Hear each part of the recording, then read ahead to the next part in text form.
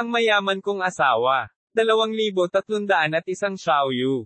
Pagkatapos noon ay lumaki ang kanyang bibig. Nahati ang sulok ng kanyang bibig, at ang bakana ay umaabot hanggang sa ibaba ng kanyang mga tainga. Ito ay isang nakakatakot na tanawin. Si Nan Gongqi, na nakatayo sa likuran niya, ay nagsimulang manginig sa takot. Pagkatapos, ang napakalaking bibig ay kumagat sa kaluluwa, unti-unti, na parang kumakain ng mansanas. Brr! Humiga si Huatian.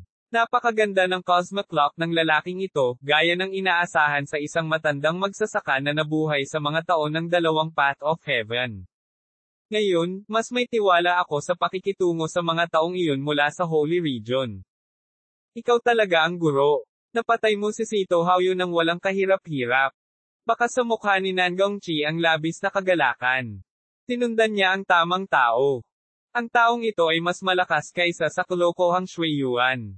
Casual na ikinaway ni Huatian ang kanyang kamay, at isang asul na langit na panloob na chi ang agad na pumasok sa katawan ni Nan Gongqi.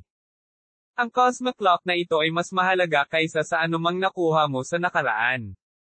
Maging isang mabuting lapdog para sa akin, at makakakuha ka ng maraming benepisyo. Salamat, Guro. Talagang gagawin ko ang lahat para mabayaran ka.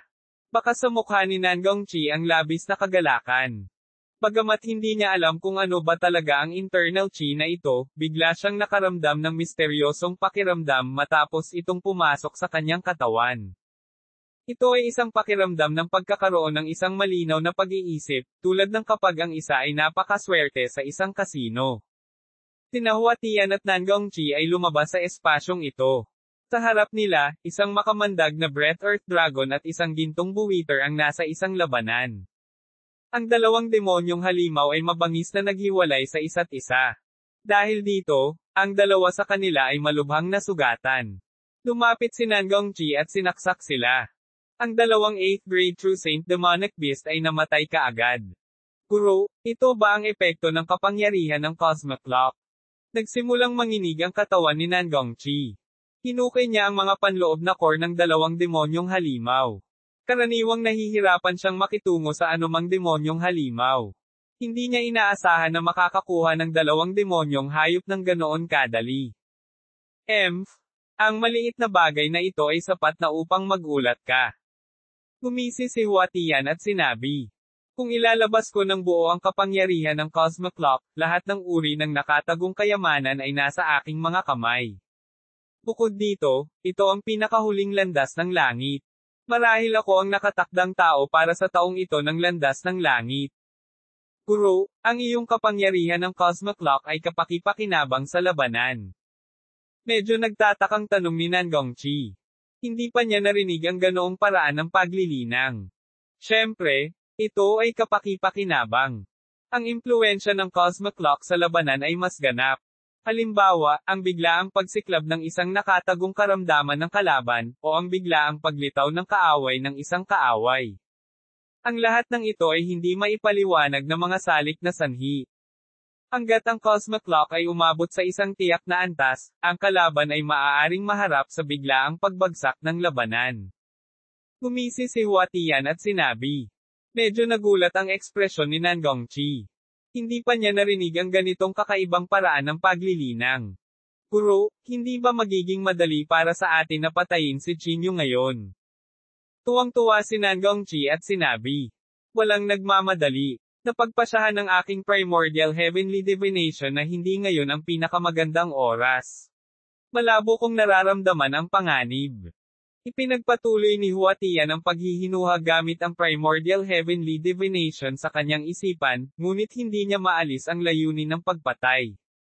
Sa huli, umiling siya. Kuwit tuldok-tuldok, sa ikawalong antas ng purgatorio. Sa sandaling ito, si Jinyu ay nakatulog ng mahimbing sa loob ng 3 buong araw. Ang ultimong bawas ay halos napagod siya sa mental at pisikal. Matagal na siyang hindi nakatulog ng mahimbing. Isang malakas na pag-agos ng demonyong chi ang biglang sumabog mula sa isang tiyak na lokasyon at sinamahan ng malabo ng malalakas na dagendong. Kasunod noon ay isang napakatinding pagsabog. Ang napakalaking puwersa na iyon ay napakalayo. Dahil sa makapangyarihang divine sense ni Chinyu, makukuha niya ang pagbabago-bagong iyon. Tila nagkaroon ng matinding labanan sa direksyong iyon. Naramdaman mo rin ba ito? Ilang araw na ang nakalipas, habang mahimbing ang iyong tulog, nagkaroon ng mas matinding pagbabago-bago. Libo-libong taon na ang nakalipas mula noong huling nagkaroon ng ganoong pagbabago ang ikasyam na antas ng purgatorio. Biglang nagmulat ng mata si Meili at sinabing, "Ano ang ibig sabihin nito?" Kumunat ang noo ni Chinyu at nagtanong. Ang ikasyam na antas ng purgatorio mismo ay isang sinaunang larangan ng digmaan. Ang lugar na ito ay nagsisilbing hadlang sa pagitan ng sangkatauhan at ng iba pang mga dayuhang lahi. Ang pagbabago-bagong ito ay hindi magandang bagay. Umiling si Meili. Tumingin si Chinyu sa ikasyam na antas ng purgatorio at sabik na subukan ito. Narinig niya mula kay Jiyu, ang Pavilion Master of the Moon Listening Pavilion, na maaaring mayroong teleportation point na direktang konektado sa Holy Region. Ipapayo ko sa iyo na talikuran ang ideyang ito. May mga alingaw-ngaw na ang isang halimaw na emperador ay minsang namatay sa ikasyam na antas. Ang tubig sa pagtatanim ng buto ay ang talon na dumadaloy sa bangkay ng emperador ng lahi ng demonyo bago umago sa ikawalong antas. Mayroong lahat ng uri ng pag-iral doon. Sabi ni Meili na nakakunot ang noo. Ang emperador ng lahi ng demonyo. Medyo nabigla si Chinyu. Ito na ang rurok ng mundong ito. Mamamatay din ba ang gayong karakter sa larangan ng digmaan? Dati, isang grupo ng mga makapangyarihang magsasaka ang pumasok doon, ngunit sa huli, iilan lamang ang nakatakas na may matinding pinsala. Tumango si Chinyu. Malamang na totoo ang sinabi ng kaawa-awang magsasaka na iyon sa Solitary Cloud City. Ang Someruchi ay maaaring talagang nagmula sa ikasyam na antas ng purgatorio. Chinyu, humihina na ang panloob na chi ng batang babae na pinadala mo kanina. Baka nasa panganib ang buhay niya. Biglang umalangaw-ngaw ang boses ni Elder Guai, na naging sanhi ng pagbabago ng ekspresyon ni Chinyu. Ang kanyang banal na kahulugan ay pumasok sa singsing ng somero. Sa sandaling ito, unti-unting namutla ang mukha ni Xiaoyu, at ang pagbabago-bago ng kanyang kaluluwa ay unti-unting nakatulog. Xiaoyu, siguradong ililigtas kita. Hindi mapigilan ni Chinyu na ipakuyom ang kanyang mga kamao nang maisip niya ang mapaglarong batang babae. Meili, tulungan mo akong protektahan siya. Kailangan kong pinuhin ang ilang mga table tasks. Sige. Pumasok ang katawan ni Chinyu sa Somero Ring at inilabas ang alchemy furnace. Pagkatapos ay kinokontrol niya ang nakapagpapagaling na enerhiya ni Xiaoro, inilagay ito sa alchemy furnace, at itinapon ang mga halamang gamot sa pagtitipon ng kaluluwa. Ang mga halamang ito ay pawang mahahalagang halamang gamot na mahigit 10,000 taong gulang. Sila ay dinambong mula sa iba't ibang spatial ring. Ang lilang espiritual na apoy ay nasunog mula sa kanyang kamay. Muli niyang pinino ang spirit gathering pill. Hindi nagtagal, nabuo ang 3 tabletang naglalabas ng halimuyak ng mga halamang gamot. Kinuha niya ang isa sa mga ito at inilagay sa bibig ni Xiaoyu. Unti-unting natunaw ang tableta sa kanyang bibig. Isang daloy ng berdeng espiritual na enerhiya ang patuloy na gumagalaw sa loob ng katawan ni Xiaoyu, sa kalaunan ay pumapasok sa kanyang dagat ng kamalayan. Ilan sa kanila ay nakatitig kay Xiaoyu na kinakabahan, ngunit makalipas ang 1 oras, wala itong epekto. Hindi ito problema sa kapangyarihan ng kaluluwa. Medyo pangit ang ekspresyon ni Chinyu. Nasugatan ba siya sa loob? Tanong ni Elder Guai sa gilid. Nang magising ang babaeng nakamaskara, naabsorb niya ang karamihan sa kaluluwa ni Xiaoyu. Ang kaluluwang iniwan niya noong namatay siya ay masama na ang kalagayan. May bakas na lang siya ng kaluluwa ngayon. Ang ekspresyon ni Chinyu ay napakapangit. Ang sitwasyong ito ay parang nawawala ng kontrol ang katawan. Kahit gaano pa kalakas ang kaluluwa, hindi makagalaw ang katawan. May alam ba sa inyo ang tungkol sa Paramita Flower? Tanong ni Chinyu. Nakakita siya ng tableta sa iniwang race 8 ng kanyang ama, ang Paramita Pill. Ang ganitong uri ng tableta ay nangangailangan ng pagsasanib ng Pilfire at Ghost Chi upang pinuhin, at ang pangunahing material ay ang Paramita Flower. Ang ganitong uri ng tableta ay maaaring magpatawag ng nawawalang kaluluwa ng isang tao. 2,302 ang Paramita Flower. Maraming kaluluwa ni Xiaoyu ang nawala nang sumanib ito sa kaluluwa ng babaeng nakamaskara. Malaki ang posibilidad na mailigtas siya kung inumin niya ang tabletang ito. Bulaklak ng Paramita, ang maalamat na nagbabantang bulaklak. Nagtatakang tanong ni Meili. Alam mo ba? Mula sa kanyang ekspresyon, masasabi ni Chinyu na tila alam niya ang kinaroroonan ng bulaklak. Ito ay nasa Crescent Moon Continent, napakalapit dito.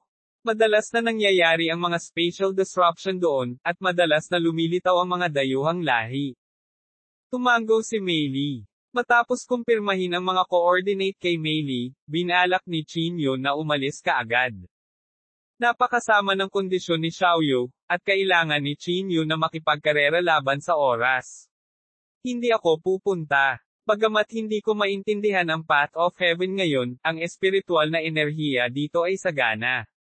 Maaari akong magtanim dito, sabi ni Meili na nakakunot ang noo. Hindi siya pinilit ni Chinyu. Pagkatapos niyang sumakay sa barkong pandigma, tumungo siya sa mga coordinate na minarkahan ni Meili. Matapos maglayag ng halos isang araw, papalapit na ang barkong pandigma sa Crescent Moon Continent.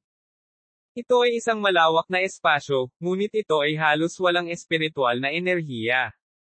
Ang espasyo ay puno ng miasma, at ang mga bakas ng mga bitek ay lumitaw sa maraming lugar. Hindi alam kung saan konektado ang espasyo, ngunit naglabas ito ng kakaibang internal chi. Ang buong kontinente ay tila walang buhay. Inilabas ni Chinyu ang kanyang divine sense sa sukdulan ngunit wala siyang mahanap na bakas ng Paramita Flower. Inilarawan lamang ng formula ng kanyang ama ang mga katangian ng Paramita Flower, ngunit hindi nito tinukoy ang eksaktong anyo nito. Kung mabagal akong maghanap, baka matagalan. Kumunat ang noo ni Chinyu. Bigla siyang may naisip. Ang kanyang katawan ay agad na dumating sa isang kagubatan. Mayroong hindi mabilang na malalaking puno doon na pumailan lang sa mga ulap. Ang napakalaking baging ay nakapulupot na parang mga higanteng sawa, at hindi mabilang na mga makamandag na insekto, ahas, at langgam ang nagkukubli sa pinakamalalim na bahagi ng kagubatan, na paminsan-minsan ay sumisingit, RHNOS. Sa sandaling ito, isang teenager na babae ang namimitas ng mga kabute sa harap ng napakalaking sukaw na walang sapin ang paa. Hehe. Ang mga kabute na ito ay sapat na para ubusin ng pamilya ko ng matagal. She chuckled happily. Ahem. Ilang beses umubo si Chinyu. Ang batang babae ay halatang natakot kay Chinyu. Nadulas ang basket sa kamay niya at nahulog sa lupa. Nanginginig ang katawan niya, at mahigpit ang hawak ng kamay niya sa maliit na kutsilyo na para bang hindi niya alam kung ano ang irereact sa lalaking biglang sumulpot sa harapan niya. Bata, huwag kang matakot. May itatanong ako sa iyo. Sinubukan ni Chinyu ang kanyang makakaya upang maging mas mabait. Sabi mo, bahagyang nabawasan ang kaba ng batang babae nang makitang tila walang masamang intensyon si Chinyu. Swish! Biglang may narinig na tunog mula sa mga palumpong na mahigit 1 metro ang taas sa likod ng batang babae. Isang gutom na lobo na may dilaw na liwanag sa mga mata ang biglang sumuntok sa batang babae, dahilan para mapasigaw ang maliit na babae sa takot. Pinitik ni Chinyu ang kanyang daliri, at ang gutom na lobo ay agad na bumagsak sa lupa. Salamat. Gusto mo ba ng karne? Natatakot na sabi ng batang babae. Oh, ayoko. Biglang natigilan si Chinyu, hindi alam kung bakit ito tinanong ng batang babae. Wow!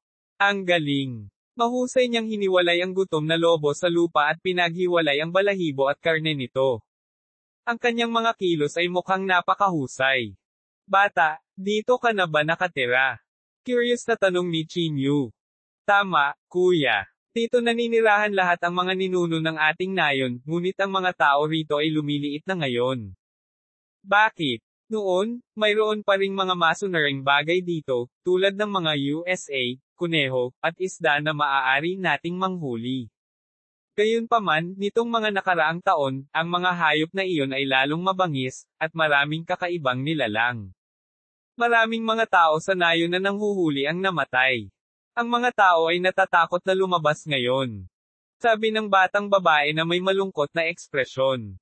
Napabuntong hininga si Chinyu. Wala man lang espiritual na enerhiya sa lugar na ito, at may nakal-alasong miasma at ulap sa lahat ng dako. Talagang mahirap para sa mga ordinaryong tao ang manirahan dito. Kuya, bakit ka pumunta dito? Hinati ng batang babae ang karne at magaling na itinali ito ng retan bago ito dinala sa kanyang balikat. Naghahanap si kuya ng isang uri ng bulaklak na may kakaibang mahiwagang kapangyarihan. Kapag nilapitan mo ito, maaaring makaapekto ito sa iyong pag-iisip. Alam mo ba kung saan makikita ang ganitong uri ng bulaklak? Detalyadong inilarawan ni Chinyo ang batang babae. Ang paramita flower ay may makapangyarihang mahiwagang kapangyarihan. Kapag nilapitan ito ng isang ordinaryong tao, malamang na maapektuhan nito ang utak ng tao. Parang nakakita na ako ng ganyang klase ng bulaklak dati. Napakagandang bulaklak. Nakita namin ni Dad dati. Kinagat ng batang babae ang kanyang mga ngipin at sinabi, "Okay, saan ito? At maaari mo ba akong dalhin doon?" Tuwang-tuwa si Chinyo nang marinig niya iyon. Kuya, huwag kang pumunta. Napakadelikado ng bulaklak na iyon. Tinulyapan lang ito ng aking ama noon, at tuluyan na siyang nakatitig at tumalon sa bangin. Sabi ng dalaga na namumula ang mga mata. Huwag kang matakot. Napakalakas ni kuya. Paprotektahan kita para mapanatili kang ligtas. Nag-condense si Chinyo ng bakas ng espiritual na enerhiya at direktang pinasabog ang isang matayog na puno sa di kalayuan. Nanlaki ang mata ng batang babae na para bang nakatingin sa isang walang kamatayan. Ihahatid na kita doon. Nang makita ito, hindi na natakot ang batang babae. Pingono niya ang daan sa harapan. Hindi huminto ang batang babae hanggang sa makadaan siya sa hindi mabilang na mga gubat. Medyo humanga si Chinyo. Hindi niya alam kung paano naalala ng batang babaeng ito ang napakasalimuot na landas. Kuya, nasa harap lang, pero mag-iingat ka. Nasulyapan lang si Dad noon, tapos parang nawala na siya ng kaluluwa. Hinawakan ng batang babae ang kamay ni Chinyo at nag-aalalang sinabi, "Huwag kang mag-alala. Si kuya ay napakalakas." Ngumiti si Chinyo at tinapak ang ulo ng batang babae. Naglakad siya patungo sa lalim ng kagubatan, dumaan sa isa pang kasukalan ng mga palumpong. Isang malawak na disyerto, mga 2 kilometro ang radius, ang nasa harapan niya. Sa gitna, isang madilim na lila na bulaklak ang nakatayo sa disyerto. Ang napakalaking bulaklak na iyon ay parang kakaibang nakangiting mukha. Bahagya lamang itong sinulyapan ni Chinyo, at ang kanyang mga mag-aaral ay tila naakit ng usbong sa gitna. May something talaga. Agad na nakawala si Chinyo mula sa pagpigil ng kaluluwang iyon.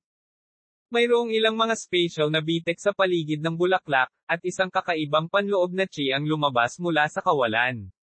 Ang paramita flower ay sumisipsip ng panloob na chi na ito. Inilagay ni Chinyo ang paramita flower sa kanyang singsing sa somero at iniskan ito ng kanyang banal na kahulugan. Mayroong 12 ng paramita flower sa lugar na ito, at itinago ni Chinyo ang lahat. Biglang, isang madilim na asul na figure ang dumaan sa isang spatial rift. Sa sandaling makita nito si Chinyo, bigla itong sumigaw at sumugod sa kanya. Hinawakan ni Chinyo ang leeg nito gamit ang isang kamay. Sa isang iglap, kumalat ang itim na demonyong chi mula sa katawan nito. Nang dama po ang demonyong chi sa magulong chi ni Chinyo, naglabas ito ng mainit na tunog na parang isang matinding demonyong chi. Bahagyang inikot ni Chinyo ang leeg nito at direktang binali. Sa sandaling bumagsak ang ulo sa lupa, umungal ito at sumabog kasama ang isang alon ng demonyong chi, na kumagat sa leeg ni Chinyo. 2,303 ang lahi ng halimaw. Ang lakas talaga ng life force nito. Ano to?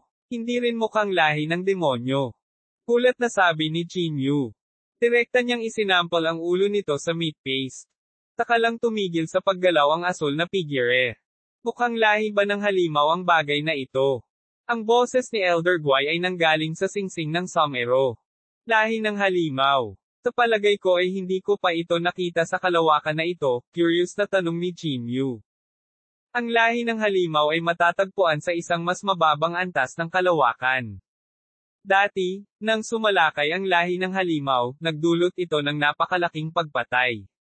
Bilang resulta, ang lahi ng tao at lahi ng demonyo ay nagsanib puwersa upang sugpuin ang lahi ng halimaw sa polar galaxy na iyon. Tama, ang lahi ng halimaw ay hindi dapat lumitaw dito. Medyo pangit ang ekspresyon ni Elder Guy. Ito dapat ang pinakamababang antas ng lahi ng halimaw. Sana ay nag-o-overthink ako. Kung hindi, kapag bumaba muli ang lahi ng halimaw, natatakot akong maging isang deadly land muli ang galaxy na ito.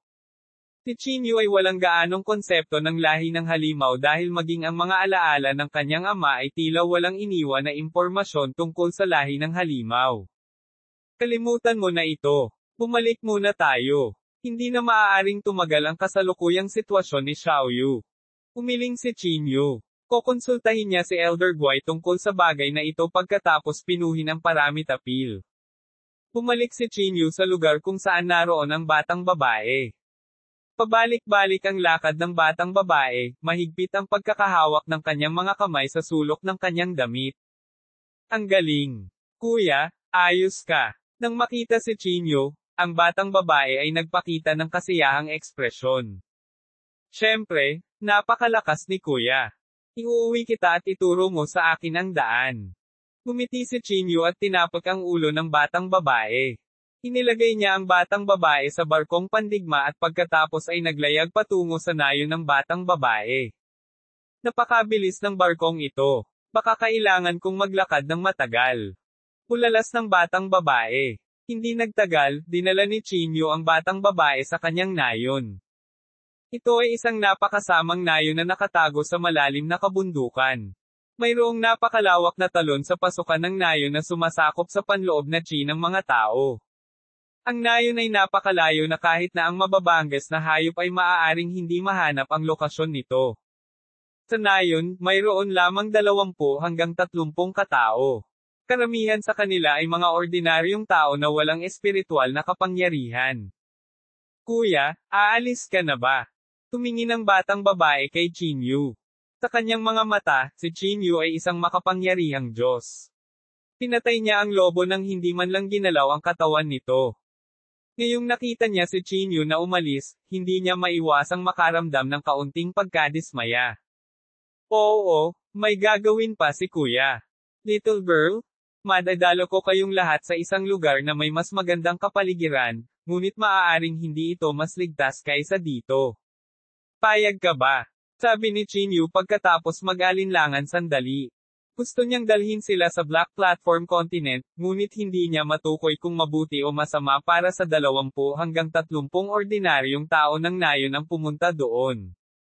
Sa sorpresa ni Chinyu, tumanggi ang batang babae pagkatapos mag-isip ng mahabang panahon. Ngayon, maraming tao sa nayon ang hindi na makalakad. Dito, halos hindi pa kami nakakakain at nag-iinit. Tuwang-tuwa akong makasama ang mga lolo't lola sa nayon.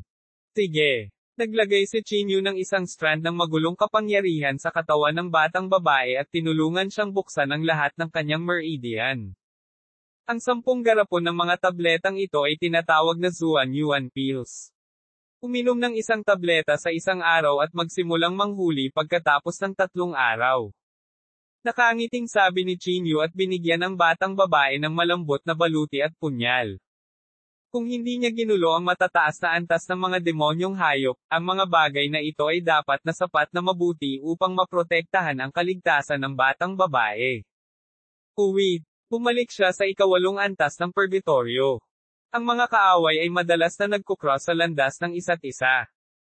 Tinitigan ni Chinyu ang 3 tao na may malakas na internal chi sa tapat niya. Si Xingmo iyon. Mayroon ding isang higanti na may taas na 3 metro o higit pa. Ang kanyang mga dilaw na nakaumbok na kalamnan ay nagpakita na siya ay naglalaman ng isang paputok na panloob na chi. Mayroon ding isang tao na nababalot ng itim na fog. Talagang hindi makita ni Chinyu ang kanyang anyo sa pamamagitan ng pagwawalis ng kanyang banal na kahulugan. Ikaw na naman. Nakalimutan kong ipakilala sa iyo. Ito ang mga bago kong teammates, sina Wushan at Yingzhi. Pinaikit ni Xingmo ang kanyang mga mata, at isang mapanganib na liwanag ang sumilay sa kanyang mga pupil. Ano? Hinaharang mo ba ako para awayin ako ng one-on-one? Gumisi si Chinyu at sinabi. Ngayon, kaya niya itong talunin sa pamamagitan lamang ng pag-asa sa kanyang pisikal na lakas. Huwag mong isipin na dahil lang sa natalo mo ang Sito Haoyu, magaling ka na naman, malamig na sabi ni Xing Mo. Bagamat hindi siya katapat ni Qin Yu ngayon, ang mga kasamahan niya ngayon ay pawang mga cultivator na nakaligtas sa purgatorio sa loob ng maraming taon. Kahit si Chang Ye ay hindi madaling magalit sa kanilang dalawa. Tama. Hinaharang mo kami. Sinusubukan mo ba kaming kalabanan? Sabi ng higanti sa mahinang boses. Sa sandaling matapos siyang magsalita, isang suntok ang direktang sumabog kay Qin Yu.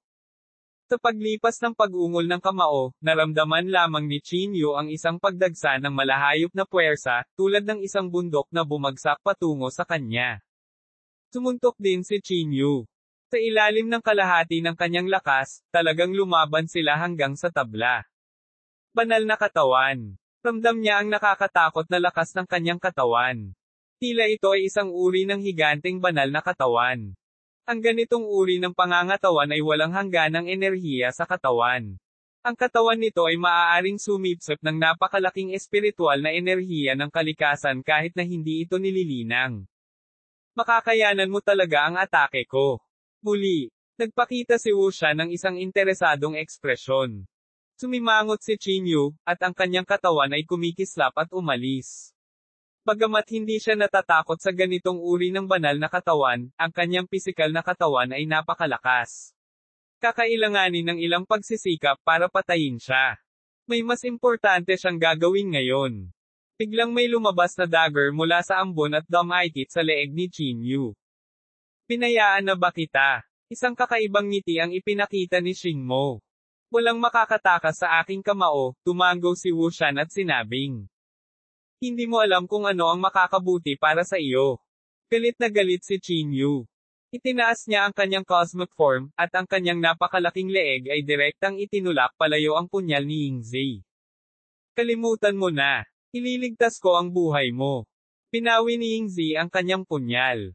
Sa isang iglap, kakaibang nawala ang kanyang katawan sa kadiliman at muling lumitaw sa tabi ni Wu Shan. Bakit hindi mo siya pinatay? Medyo nalungkot si Xing Mo. Kakailanganin ng kaunting pagsisikap para patayin siya. Mayroon tayong mas mahahalagang bagay na dapat gawin. Walang pakialam na sabi ni Yingzi. May pagtutol ka ba sa desisyon ko? Hindi. Hindi. Ayoko. Biglang tinitigan ni Yingzi si Xing Mo, at agad na naglabas ng manipis na aura ang kanyang katawan. Di man it, ang swerte mo at iniligtas ko ang buhay mo. Sigaw ni Xing Mo kay Qin Yu. Siya nga ay medyo nadismaya na nagpa siya si Yingzi na huwag kumilos. Huwag kang mag-alala. Isa lang siyang basura na may swerte. Buti na lang may alindog pa siya para tulungan siya. Medyo magulo kung sumiklab ang totoong away. Hahanapin natin siya pagkatapos nating patayin si Shimen. Tinitigan ni Yingzi si Qin Yu, Minishan, at sinabi. Bakit tayo pupunta sa tuktok ng bundok na iyon? Ang landas ng langit sa kulubukang ito ay napakahina na tila hindi na natin maintindihan ang landas ng langit. Tanong ni Xing Mo. Maaabot ng katawan ni Wu Shan ang great success pagkatapos niyang gamitin ang bone cultivation water para dalisayan ito. Sa oras na iyon, walang makakapidyaw sa kanya. Bukod dito, ang dami ng spiritual energy sa peak ay napakataas, kaya magagamit ko ang pagkakataong ito para ayusin ang kondisyon ko sa pinakamahusay. Gumisi si Yingzi at sinabi. Bakit dumaan sa napakaraming problema? Ang aking kamay na bakal ay maaaring direktang basagin siya sa isang meat pie, sabi ni Wu Shan sa mahinang boses.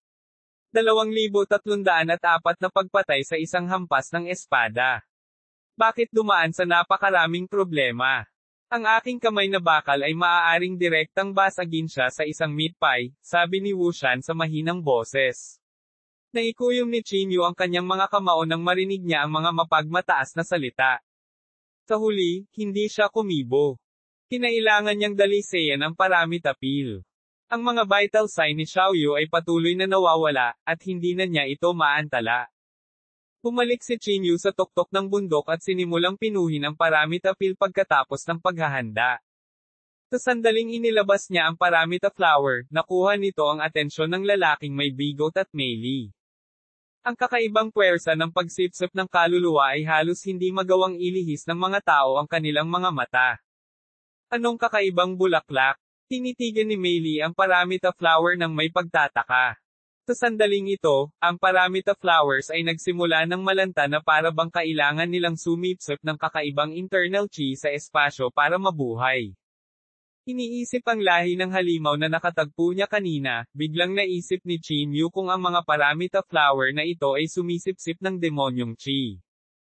Pinigilan ni Chin Yu ang mga iniisip sa kanyang isipan.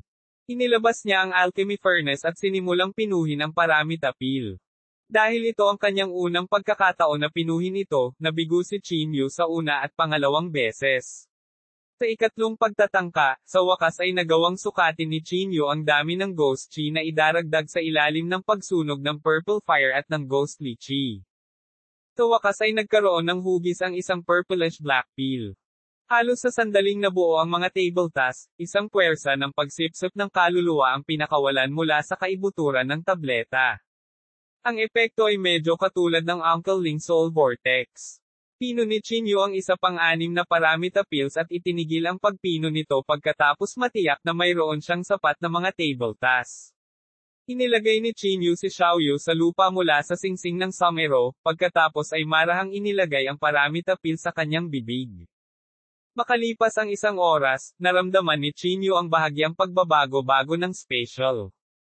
Hindi mabilang na maliliit na pulbos ng kaluluwa ang natipon mula sa lahat ng direksyon.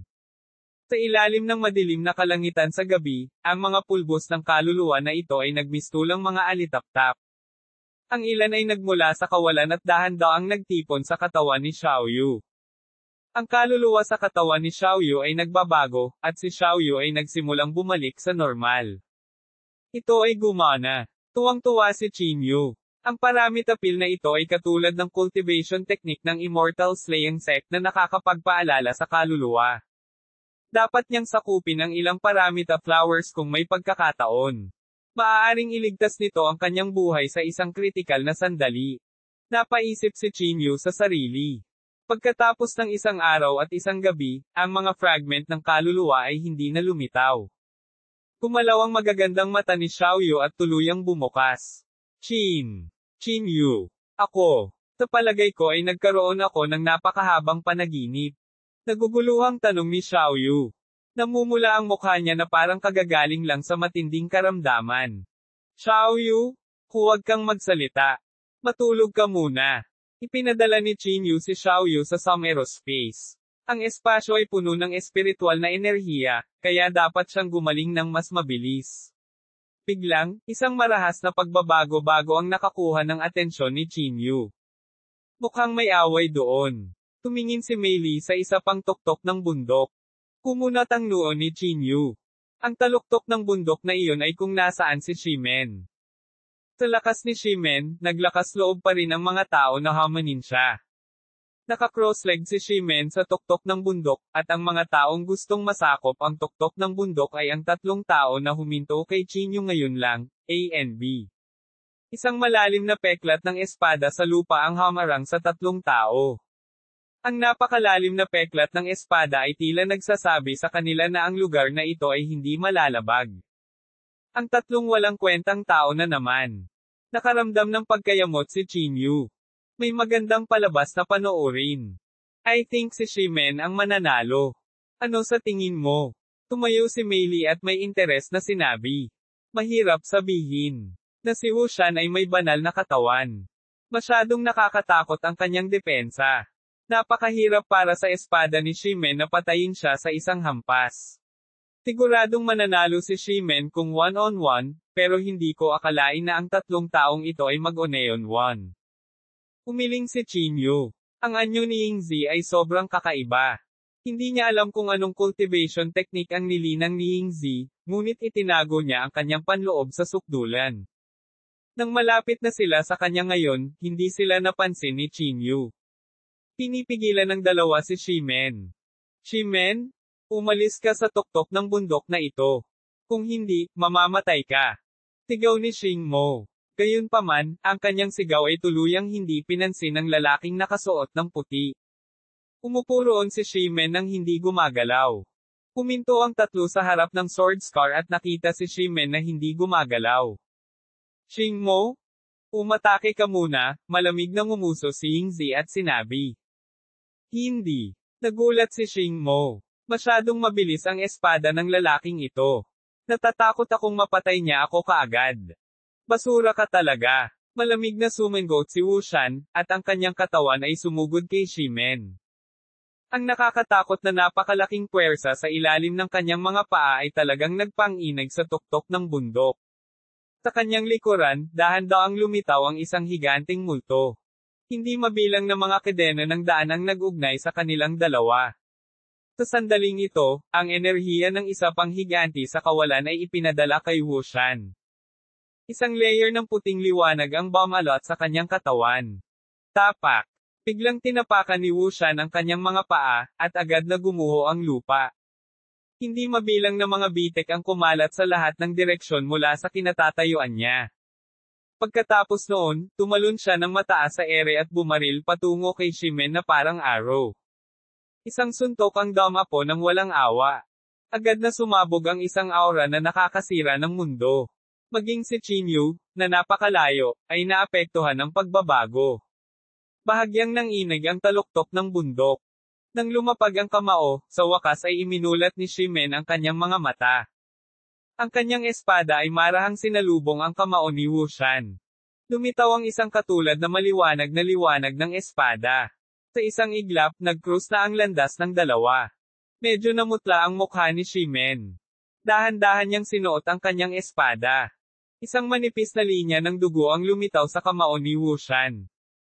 Ang liwanag ng espada ay biglang sumabog at naglabas muli ng nakakatakot na layunin ng espada. Direkta nitong pinutol ang halos 3/4 ng katawan ni Wushan sa dalawa. Nakakatakot. Kung hindi dahil sa makapangyarihang katawan ni Wushan, ang kanyang katawan ay nahati sa dalawa ng espadang ito. Napabuntong hininga si Chinyu. Ang sword energy ni Shimen ay sobrang dalisay na way of the sword. Pinutol nito ang lahat sa isang welga. Ang mapangwasak na kapangyarihang ito ay higit pa kaysa sa mga ordinaryong magsasaka. Maging si Sito Haoyu at ang iba pang mga pag-atake ng buong lakas ay walang kapantay sa espada ni Shimen. Ang mukha ni Yingzi ay puno ng pagkabigla, ngunit ang kanyang mga galaw ay hindi bumagal kahit kaunti. Halos kasabay nito, nawala siya sa kawalan at lumitaw sa likod ni Shimen. Ang kanyang punyal ay tumusok kay Shimen gamit ang isang matulis na gilid. Ang dagger ay kumikislap na may special chi at maaaring maputol ang halos lahat. Tinapakan ni Chinyu ang line word formula. Sa paggalaw ng kanyang gale resistance bot, hindi mabilang na puwersa ng hangin ang bumalot sa kanyang katawan, at agad na nawala ang kanyang katawan bago si Mei Li. Ang kanyang bilis ay napakabilis na kahit si Mei Li ay hindi siya mahuli sa kanyang banal na kahulugan. Wala pang isang hininga, nakarating siya sa itaas ni Yingzi. Kosmikong anyo. Ang napakalaking palad ay sumasakop sa radius na 1,000 metro at hinampas pababa. Sa isang iglap, ang katawan ni Yingzi ay sinampal sa lupa na parang langaw, at ang kalahati ng katawan nito ay halos madurog. Ito lang. At gusto mo akong patayin pagkatapos siyang patayin. Bumagsak si Chinyu sa lupa at dinuraan siya. Habang iniisip niya iyon ay lalo siyang nagagalit. Ngayon lang talaga siya tiningnan ng lalaking ito. Kaya't dinuraan niya ito ng ilang beses. Salamat. Tumango si Shimen at bumalik sa tuktok ng bundok, nakaupo na naka-cross-legged. Ang karakter na ito ay medyo kahawig ni Xiaosheng. Biglang naramdaman ni Chinyu na medyo cute ang taong ito. 2,305 patungo sa ika-9 na antas. Isang taong sneak attack lang ang alam. Tatandaan ko ang kahihiyan ngayon. Nahihirapang tumayo si Yingzi. Pinapagalitan mo ba ang sarili mo? Halos matawa si Chinyu dahil sa galit. Siya ay sumuntok, ngunit ang katawan ni Yingzi ay talagang natunaw, at ang kanyang katawan ay sumanib sa anino sa lupa. At pagkatapos ay agad siyang tumakas. Napakabilis ng kanyang bilis kaya nahirapan si Chinyu na kulong sa kanya gamit ang kanyang banal na kahulugan. Nagkatinginan ang natitirang sina Shingmo at Wushan. Chinyu, huwag kang mahiya. Darating ang araw na mamamatay ka sa ilalim ng aking mga palaso. Malamig na sabi ni Shingmo at tumalikod na para umalis. Pinapabayaan ba kita? Naalala ko ikaw ang naghatid ng kamay ng kapatid ko sa akin, hindi ba? Agad na dumating si Chinyu sa kanyang harapan. Bang! Agad na pinasabog ng suntok ni Chinyu ang ulo ni Shingmo. Duwag! Si Wushan ay dumura ng isang subo ng dugo at sumugod patungo kay Chinyu. Gayunpaman, ang sword strike ni Shimen ay nasugatan na siya ng husto, at ang kanyang panloob na chi ay napakahina. You may go. Aawayin ulit kita kapag gumaling ka. Si Chinyu ay direktang tumalikod at umalis, bumalik sa kanyang tuktok ng bundok. Pinigyan siya ni Wushan ng pakiramdam na siya si Changmang. Bukod dito, wala sa alinmang partido ang nagtataglay ng malalim na sama ng loob. Kaya hindi siya pinatay ni Chinyu. Chinyu, paano naging napakabilis ng iyong bilis? Kulat na sabi ni Mei Li. Ang bilis ni Chinyu ngayon ay talagang nabigla sa kanya. Nagkataon akong nakakuha ng isang bagay sa aking pag-unawa noong nasa tuktok ako ng bundok. Hindi na nagpaliwanag pa si Chinyu.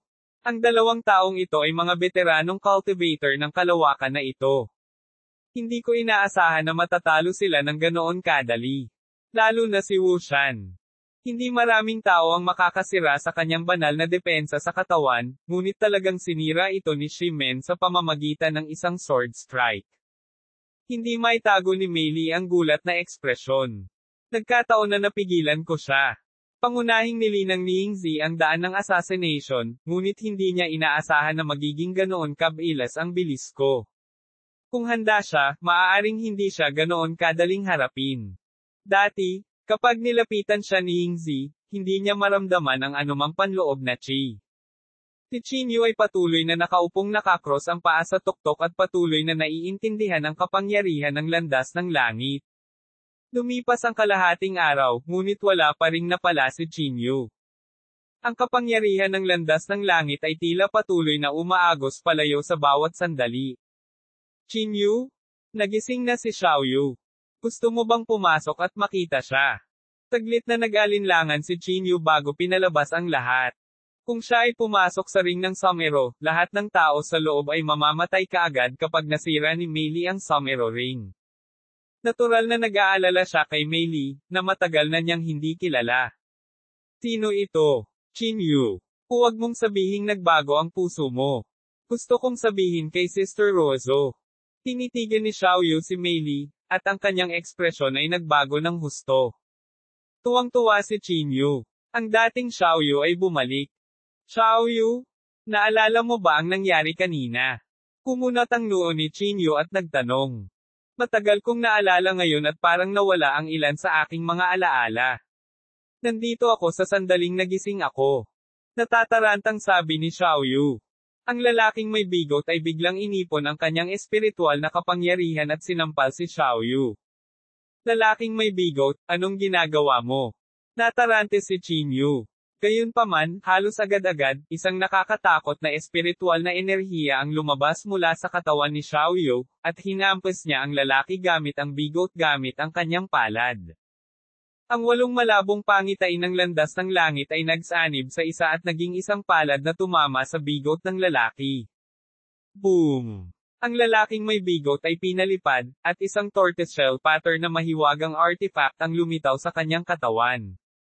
Isang sinaunang tansong pinto ang hamarang sa kanyang daraanan, at ang kwintas sa kanyang leeg ay lumiwanag, na naging hugis itlog na higanting kabibi na muling nakabalot sa kanya. Paglipag niya, tuloy-tuloy na umalangaw-ngaw ang mga kaluskos. Ang 3 mahiwagang artifact ay biglang nagkapira-piraso at nahulog sa lupa matapos ang chi energy ay nawala. Ang 3 saint weapon ko. Isang matinis na sigaw ang pinakawala ng lalaking may bigot. Parang gusto niyang umiyak pero hindi niya magawang tumulo. Tulala si Xiaoyu sa sariling mga kamay.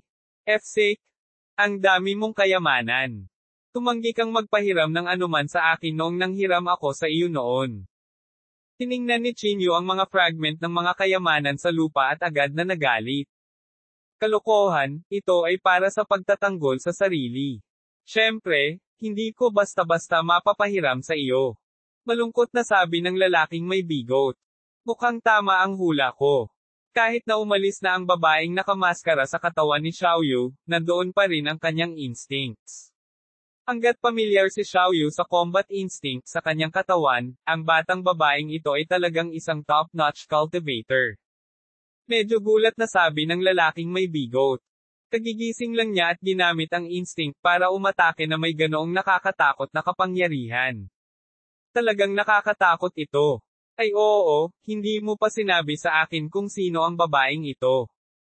Biglang naalala ni Xiaoyu ang nangyari at mahigpit na hinawakan ang damit ni Qinyu.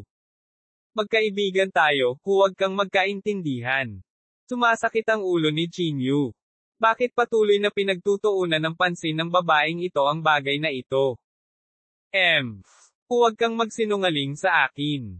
Kapag nalaman kong binaygo mo si Sister Rozo, puputulin ko ang bagay na iyon. Pinandilatan ni Xiaoyu ang ibabang bahagi ng katawan ni Qinyu, at ang mabangis na titig na iyon ay nagpapataas ng galit ni Qinyu. Sa wakas ay nagawa niyang suyuan si Xiaoyu at pinabalik siya at ang iba pa sa somero ring. Lalaking may bigot, sagutin mo ng maayos ang tanong ng batang ito. Sabi ni Qinyu sa lalaking may bigot at mabilis na umalis sa singsing ng somero. Ikaw na mismo ang sumagot. Hindi ako libre. Nagmura ang lalaking may bigot, ngunit nakaalis na si Qinyu sa singsing ng somero. Sa pagtingin sa masamang tingin ni Xiaoyu, ang lalaking may bigot ay hindi maiwasang manginig. Wala na siyang napakaraming mahiwagang artifact para harangan ang mga pag-atake ni Xiaoyu. Sa pagbabalik sa taluktok ng bundok, muling umupo si Qinyu na naka-cross-legged, umaasang masisilip muli ang bakas ng kapangyarihan ng Path of Heaven. Gayunpaman, kahit na pinaganyan niya ang malungkot na banal na mata, wala pa rin siyang nahanap. Napansin mo rin, tama. Halos mawala na ang kapangyarihan ng landas ng langit sa itaas ng tunay na santo. Tumingin si Mei Li sa langit. Ma'am. Tumango si Qinyu. Sobrang pangit ng ekspresyon niya. Talagang na-miss niya ang round na ito ng Great daw. Makakabalik lang siya sa Holy Region kung gusto niyang makalusot. Iyon ay isang malayo at hindi tiyak na landas. Sabay tayong pumunta sa ikasyam na antas ng Purgatorio. Biglang may umalangaw-ngaw na boses. Si Shimen iyon. Tara na. Hindi nagatubili si Qinyu. Ang Someruchi na kailangan niya ay nasa ikasyam na antas. Ayon sa Pavilion Master of the Moon Listening Pavilion, ang isang mystic realm ay tila nakakonekta sa Holy Region sa ikasyam na antas. Kinailangan niyang pumunta doon sa huli. Nababaliw na ba kayo? Ang lugar na iyon ay isang lugar na may maliit na pagkakataong mabuhay. Nang marinig na ang dalawa ay pupunta sa ikasyam na antas, bulalas ni Mei Li. Direktang tumalon sa ere si Shimen at lumipad patungo sa ikasyam na antas gamit ang kanyang espada. Kumalaw din si Qinyu sa isang iglap at naabutan ang takbo ni Shimen. Dalawang baliw. Sabi ni Mei Li na nakakunot ang noo. Bakit mo ako tinulungan kanina? Tumingin si Qinyu sa binata sa harapan niya at nakakunot ang noo niyang tanong. Hindi ko alam. Walang iniisip na sagot ni Shimen. Wait, ano ang kailangan mong makuha mula sa ikasyam na antas ng Mystic Realm? Sasanayin ko ang sword intent ko. Hindi ko na maintindihan ang sword intent dito. Tinagot lang ni Shimen kapag tinanong. Hindi na alam ni Qinyu kung ano ang sasabihin. Pagkatapos lumipad ng napakabilis sa loob ng 2 araw, medyo pagod din si Qinyu, kahit na mayroon siyang walang katulad na siksik na espiritual na enerhiya. Sa sandaling ito, kumuha siya ng ilang spirit pills at nilamon iyon. Pinigay din niya kay Shimen. 2,306 ang ikasyam na antas ng Purgatorio. Kinuha ito ni Shimen at inilagay sa kanyang bibig nang walang sinasabi. Matapos ayusin ang kanilang mga kondisyon, sabay na pumasok ang dalawa sa ikasyam na antas ng Purgatorio. Pagpasok pa lang nila ay nakarinig sila ng kakaibang tawa. Ang boses na iyon ay tila tumunog sa kanilang mga kaluluwa. Maging ang banal na pakiramdam ni Qinyu sa sandaling ito ay nakaramdam ng kaunting pagyanig. Buti na lang at saglit lang bago tumigil ang tawanan. Ang espasyo ay walang katulad na malawak, at umapaw ang demonyong Qi. Ang divine sense ni Qinyu ay nasuri, ngunit isang hindi nakikitang hadlang ang tila hamarang dito. Hindi niya makita ang eksena sa loob ng ambon ng demonyong Qi. Isang pakiramdam ng matinding pagsupil ang nalipat sa puso ni Chinyu na parang may mata na nakatingin sa kanya mula sa langit. Pinaikot niya ang kanyang magulong chi, para lamang matuklasan na ang kanyang lakas ay napigilan ng kalahati. Sa pagtingin sa ekspresyon ni Shimen, tila nilalabanan niya ang kapangyarihan ng langit at lupa ng buong lakas.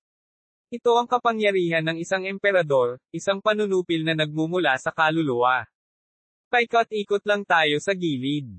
Hindi tayo tugma sa mga bagay sa loob. Mahinang sabi ni Shimen. Ang dalawa sa kanila ay dahan-daang lumakad pasulong, hindi nangangahas na maglabas ng bakas ng panloob na chi. Sa harap nila, isang napakalaking anino ang biglang lumitaw, na nagdulot ng pagkagulat kay Chinyu. Sa malapit na inspection, ito ay talagang isang napakalaking bangkay ng dragon. Isang napakalaking butas na daan-daang talampakan ang lapad ang lumitaw sa tiyan ng malaking divine dragon. Nahukay ang malaking eyeball nito, at halos wala sa matigas na kaliskis sa katawan nito ang kompleto. Napabuntong hininga si Chinyu. Isa itong sinaunang banal na hayop. Anong uri ng labanan ang pinagdaanan upang mapunta sa ganitong kahabag-habag na kalagayan? Itap. Isang berdeng ilaw ang biglang lumitaw sa walang laman na mga mata ng dambuhalang dragon. Bigla nitong ibinaba ang buntot at hinampas sa ulo ni Chinyu. Ang napakalaking enerhiya ng chi ay halos hindi makahinga si Chinyu. Ang kalasag ni Soulin ay hamarang sa kanyang harapan. Sa isang iglap, lumipad ang buong katawan ni Chinyu. Ang buntot ng bangkay ng dragon ay naging hindi mabilang na piraso ng karne na nahulog sa lupa. Napaatras si Chinyu ng ilang libong metro sa himpapawid bago huminto, na ang katawan nito ay umaalon sa magulong enerhiya at dugo. What a powerful body! Mamatay na sana ako kung ako yon. For once, nagbigay ng pambihirang papuri si Shimen. Bakit gumagalaw pa rin ang bagay na ito pagkatapos itong mamatay? Nakaramdam si Chinyu ng lamig sa kanyang gulugod. Ito ay lamang ang panlabas na perimeter ng ikasyam na antas, at tulad ng isang nakakatakot na bagay ay lumitaw na. Kung hindi dahil sa katotohanan na ang bangkay ng dragon na ito ay nagtiis ng mahabang taon, at ang mga kaliskis nito ay matagal nang nabasag, ang suntok na ito ay malamang na hindi magiging ganito katagal. Hindi siya nang ahas na isipin kung anong uri ng pag-iral ang nasa gitna. Hindi ko alam. Umiling si Shimen. Chinyu? Lahat sila ay humigop o mas kaunti sa panloob na chi ng Monster Emperor. Hindi mo masasabi kung anong uri ng mutation ito. Dapat kang mag-ingat. Ang kinakabahang boses ni Elder Guai ay nanggaling sa somero ring. Tapikin, tapikin, tapikin, tapikin. Sa harapan nila, biglang may tunog ng maayos na mga yabag. Lumitaw mula sa ambon ang 5 nabubulok na Earth Dragon na naglalakad ng may kalmadong bilis. Sa ibabaw nila ay may 5 kalansay na matagal nang naging buto. Patayin sila. Itinaas nila ang kanilang mga sibat ng mataas at pinagsasaksak ang dalawa. Para bang naramdaman ang kanilang panloob na chi, ang mga dragon sa lupa ay sumisingil sa isang iglap. Isang maladugong dagat na layunin ng pagpatay ang agad na bomb alot kay Chinyu. Sa isang iglap, ang kaluluwa ni Chinyu ay tila nakakita ng hindi mabilang na mga eksena ng pagpatay. Dugo at laman ay lumipad kung saan-saan, at ang buhay ng tao ay parang mga damo. Iba't ibang uri ng malupit at madilim na eksena ang pumuno sa isip ni Chinyu sa isang iglap, na naging sanhi ng pagkaputla ng kanyang ekspresyon. Ang makalangit na espada. Ginamit ng Heavenly Sword ang chi ng langit at lupa bilang talim nito. Itinaas ni Shimen ang kanyang espada. Ang simpleng Sword Aurora ay agad na nagkompress sa nakapalibot na chi ng langit at lupa sa Sword Energy. Sa sandaling ang Heavenly Sword ay tumusok sa hangin, mararamdaman ng isa ang nakakasuffocate na talas ng gilid nito. Ang enerhiya ng espada ay direktang binasag ang mga sibat, halos sabay-sabay. Hinawakan ng 5 ang Sword Aurora gamit ang kanilang mga kamay, at ang napakalaking Sword Energy ay nagtulak sa kanila ng 1,000 metro palayo. Ang lakas ng espada ay dahan-daang nawala, at ang 5 kabalyero ay unti-unting naging alikabok. Namumula ang mukha ni Shimen. Halos lahat ng lakas niya ay ginamit niya sa bawat hampas niya ng walang pagpipigil. Kailangan ko ng ilang minuto para makabawi. Sabi niya at umupo ng naka-cross-legged. Anong uri ng larangan ng digmaan ito? 5 kabalyerya lamang ang kayang patayin ni Shimen gamit ang isang sword strike ng buong lakas. Gaano katindi ang larangang ito noon? Hindi maitago ni Chinyu ang pagkabigla sa kanyang puso. Biglang nakaramdam ng sobrang lamig si Chinyu. Lumingon si Chinyu at nakita ang kaluluwa ng isang matandang lalaki na tahimik na nakatingin sa kanya. Ang iskarlote na kidlat sa paligid ng kaluluwa ay nagpanginig kay Chinyu sa takot. Gaano katagal nakaligtas ang Demon Soul na ito? Paano pa siya magkakaroon ng ganoon kalakas na kapangyarihan ng kaluluwa? Hello? Hello? Magalang na bati ni Chinyu. Isang kakaibang ngiti ang unti-unting sumilay sa mukha ng matanda. Sa susunod na sandali, ang kaluluwa ni Chinyu ay hindi sinasadyang lumubog sa kanyang kaluluwa. Nakikita lamang ni Chinyu ang kanyang sarili na nakatayo sa gitna ng hindi mabilang na malalaking nakakalaso na insekto, ahas, at langgam. Ang mga bagay na ito ay galit na nilalamon ang kanyang banal na kahulugan. Nang malapit na siyang magpumiglas, hindi mabilang na mga baging ang biglang lumitaw at iginapos siya. Isang nakakatakot na puwersa ng pagsipsip ang biglang lumitaw mula sa baging. Ang kapangyarihan ng kaluluwa ni Chinyu ay unti-unting lumubog sa puno ng ubas. Sa mundo ng kaluluwa, isang malahayop ngunit hindi hayop na mukha ang lumitaw sa hangin. Ang higanting mukha ay gamulong at napalitan ng malungkot na magandang mukha ni Yan Rozo. Rozo. Kumaibat ang puso ni Chinyu. Ang dagat ng kaluluwa na pumuno sa langit ay bumulwak sa kanyang ilong at bibig, na halos hindi makapag-isip ang kanyang kaluluwa. Sa sandaling ito, ang kanyang kaluluwa ay tila nagyelo. Ang mga butil ng gininto ang kapangyarihan ng kaluluwa ay patuloy na nakuha at pumasok sa mundo ng kaluluwa sa labas ng mundo. Isang mainit at malambot na yakap ang marahang yamakap kay Chinyu, at isang pamilyar na boses ang mahinang tumunog. Matulog ka, Chinyu. Ibabalik kita sa Holy Region. Sa sandaling ito, isang babaeng nakaputi ang nakaupo sa lupa 10,000 metro ang layo mula sa Chinyu. Siguradong magugulat si Chinyu kapag nakita niya ang kanyang hitsura. Kamukhang kamukha niya si Yan Rozo. Ang mga alon ng gininto ang liwanag ay pumasok sa kanyang katawan mula sa kawalan, na nagpapaliwanag at nagpaputi ng kanyang katawan. Sa kanyang banal na kahulugan, ang iba pang itim na si Chinyu ay biglang nagmulat ng mga mata na parang naramdaman ang panganib. Ang isang pagsabog ng matalim na pagbabago-bago ng divine sense ay biglang yumanig, na nagpapahintulot kay Chinyu na mabawi ang isang bakas ng kamalayan. Soul Torment Mind Technique. Ang kaluluwa ni Chinyu ay biglang naglabas ng nakakatakot na puwersa ng pagsipsip. Ang mga baging sa kanyang katawan ay dahan-daang hinaila papunta sa Divine Sense Figurein. Ito ay naging purong kapangyarihan ng kaluluwa at pagkatapos ay pumasok sa kanyang kaluluwa.